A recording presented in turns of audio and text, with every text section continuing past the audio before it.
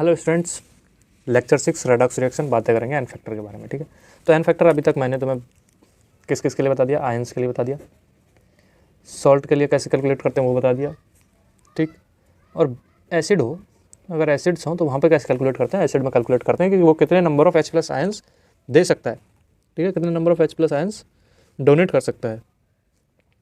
ठीक है, और जो देखो एसिड वाले का एक बहुत शानदार एग्जाम्पल है जो कि पिछले लेक्चर में छूट गया था, यहाँ पर कवर करता हूँ उसे, और वो एग्जाम्पल का नाम है C2O4 2-। एक्चुअली में ऑक्सीलेट है, ऑक्सीलेट आयन। अच्छा, ये 2+2- जो है एक्चुअली ये डिनोट कर रहा है कि 2 हाइड्रोजन ऐड हो सकते हैं। ठीक है, सिंपल यहाँ की क्या वो है, तो ये 2 हाइड्रोजन ऐड कर सकता है। कहाँ कहाँ पे ऐड करेगा, तो इसका एक स्ट्रक्चर होता है, वो स्ट्रक्चर है कि अभी ये जो बच गया है यहाँ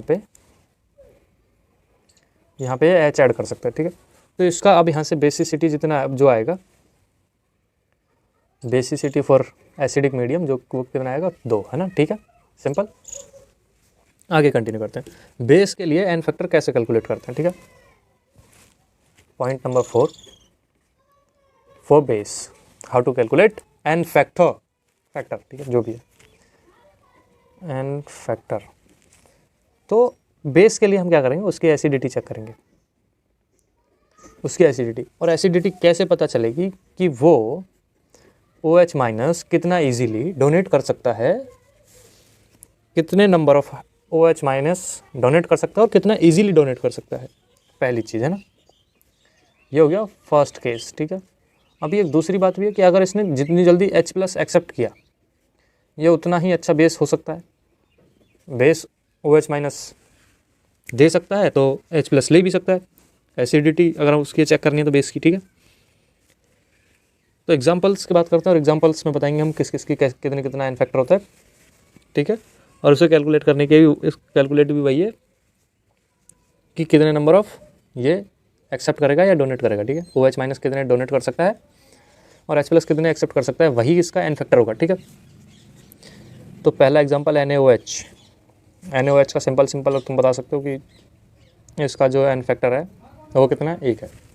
क्यों, एक OH माइनस है, Na इसको डोनेट करके Na प्लस की फॉर्म में जिंदा रह जाएगा।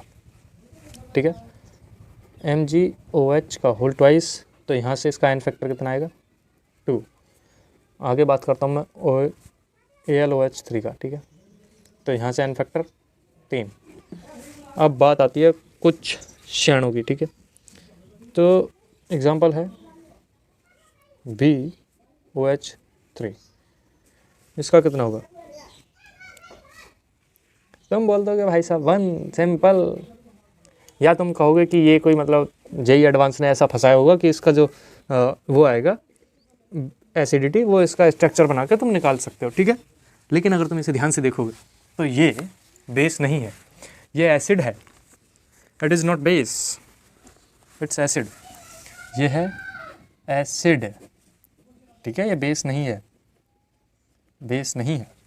ठीक, इसे लिख लेना, याद कर लेना। ठीक है, अगला एग्जांपल NH3 प्लस HOH मतलब H2O, ऐसा करके कुछ। ठीक है, मतलब कहने का मतलब सिंपल ये है कि NH4 में है एक, तो OH माइनस में है ना, इस फॉर्म में है। ठीक है, तो इसका कितना होगा वो भी तुम कैलकुलेट कर सकते हो। इसने एक H प्लस एक्सेप्ट किया है, NH3 ने एक जो है H प्लस एक्सेप्ट किया है इसने, तो मतलब ये बेस है तो इसकी एसिडिटी होगी कुछ। एसिडिटी कितनी है, इसका वही एन फैक्टर होगा वो जो कि है एक नंबर ऑफ H प्लस इसने एक्सेप्ट किया था। अगली टर्म पॉइंट 5वां for oxidising and reducing agents, इनके लिए इसका क्या रहेगा, क्या रुझान है इन दोनों के लिए एन फैक्टर का। तो एन फैक्टर इसके लिए अगर तुम कैलकुलेट करना चाहते हो असली में, तो तुम ये चेक कर लो कि वो कितने नंबर ऑफ इलेक्ट्रॉन टोटल कितने इलेक्ट्रॉन एक्सचेंज कर सकता है? टोटल इलेक्ट्रॉन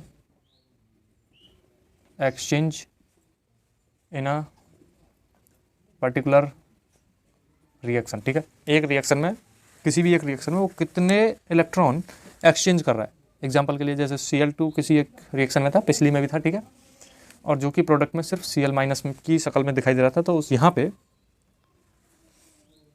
कितने नंबर ऑफ इलेक्ट्रॉन उसने एक्सचेंज किए वो तुम बता सकते हो, और जो कि कितना होगा वही उसका एन फैक्टर होगा, जो कि है इसका 2 इलेक्ट्रॉन, ठीक है। 2 इलेक्ट्रॉन एक्सचेंज हुए। क्यों? यहाँ ये अपनी नेटिव फॉर्म में है। अगर देखो Cl और Cl ऐसे तोड़ दिया तुमने, ठीक है, तो अभी क्या हो रहा है कि यहाँ पे 17, यहाँ पे 17, लेकिन यहाँ पे क्या है 18। अगर यहाँ पे 2 होते, ये 2 होते, 18 दूनी 36 हो जाते हैं। यहाँ पे कितने कम हुए ना, 34 है यहाँ पे, 17 दूनी 34। तो यहाँ पे 2 इलेक्ट्रॉन्स की कमी है, वातावरण में 2 इलेक्ट्रॉन्स की कमी है, ठीक। ऐसा ही एक अगला एग्जाम्पल, और वो एग्जाम्पल बोलता है MnO4- जो कि प्रोवाइड कराता है MnO2। तो इसका भी एन फैक्टर यहाँ पे देखो, इलेक्ट्रॉन्स की तुम वैसे बता सकते हो। देखो यहाँ पे वो जो है ऑक्सीजन जो है उसके 4 मॉलिक्यूल्स हैं, ठीक है, और यहाँ पे ऑक्सीजन के सिर्फ 2 मॉलिक्यूल्स हैं। तो मतलब कहीं ना कहीं इसने अपने पास इलेक्ट्रॉन्स का एक्सचेंज कम ज़्यादा किया है, ठीक है। और वो इलेक्ट्रॉन का एक्सचेंज तुम ऑक्सीडेशन नंबर से भी पता कर सकते हो। इसका ऑक्सीडेशन नंबर +7, इसका ऑक्सीडेशन नंबर +4, गुड, ठीक। तो यहाँ से इसका डिफरेंस जो आएगा वो डिफरेंस आता है कि इसमें इलेक्ट्रॉन एक्सचेंज कितना हुआ है, क्या चेक करना, ठीक है। इट्स अ होम प्रैक्टिकल, ठीक है, होमवर्क में प्रैक्टिकल तुम्हारे लिए। इसका एन फैक्टर हो गया 3। Next example S2O3 2- SO4 2-। तो यहाँ पे देखो इसका जो वो होगा एन फैक्टर, वो कितना होगा। यहाँ पे S का ऑक्सीडेशन स्टेट +2, यहाँ पे +6, ठीक है। अब बात आती है एन फैक्टर की, लेकिन हम कुछ मिस कर रहे हैं। वो क्या मिस कर रहे हैं? यहाँ पे S जो है वो 2 मॉलिक्यूल है, यहाँ पे S का सिर्फ 1 मॉलिक्यूल है। तो थोड़ा ध्यान से करना पड़ेगा अब हमें, ठीक है।